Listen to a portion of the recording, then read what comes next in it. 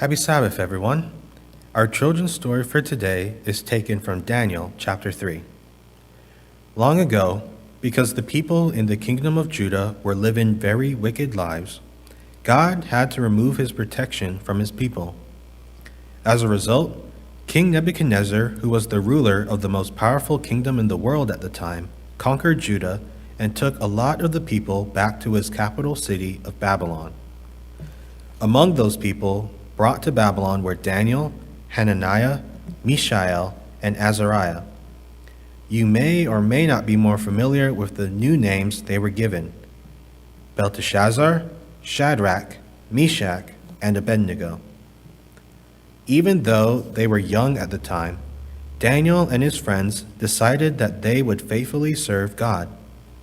Because of their decision, God was able to bless them greatly, and they served in Nebuchadnezzar's court.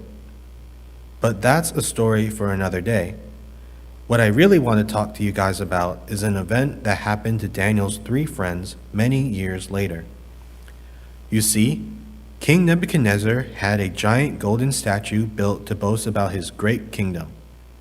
This statue was 100 feet tall, 10 feet wide, and set up on a plain near the city of Babylon. Then the king ordered all his princes, governors, captains, judges, treasurers, counselors, sheriffs, and all the other important government officials to come to the dedication of the statue. When all these important people had gathered, one of the king's heralds made an announcement in a loud voice.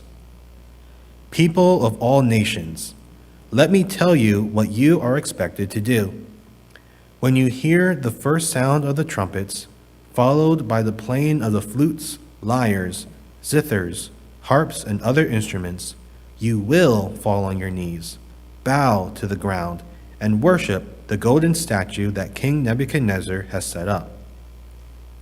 Anyone who does not kneel and worship the statue will be immediately thrown into the burning fiery furnace." So, when the people heard the sound of the trumpet,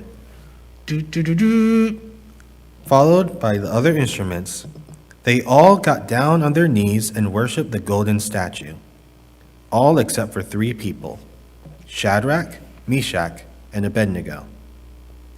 When they saw these three Hebrew men still standing, some of the Babylonians who were jealous of them hurried to tell King Nebuchadnezzar. When Nebuchadnezzar heard what had happened, he became very angry. So he ordered that the three of them be brought before him. When they arrived, Nebuchadnezzar asked, "Is it true that you three have not bowed in worship before the golden statue that I set up? I will give you one more chance. When you hear the sound of the trumpets and the other instruments, you better fall to your knees and bow in worship to the golden statue. Otherwise, I'll have all three of you thrown into the burning fiery furnace, and no one, not even your God, will be able to deliver you out of my hands."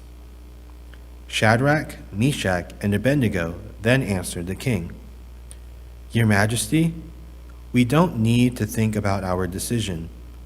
Our God is able to save us from the furnace if he chooses to do so. But even if he doesn't, we will not serve your gods or worship the golden statue that you set up." Now Nebuchadnezzar was furious. He immediately ordered that the furnace be made 7 times hotter. Then the king had his strongest soldiers to tie up the three Hebrews and throw them into the fire. The fire was so hot that the soldiers who carried out the king's order died from it, but Shadrach, Meshach, and Abednego fell into the fire still tied up.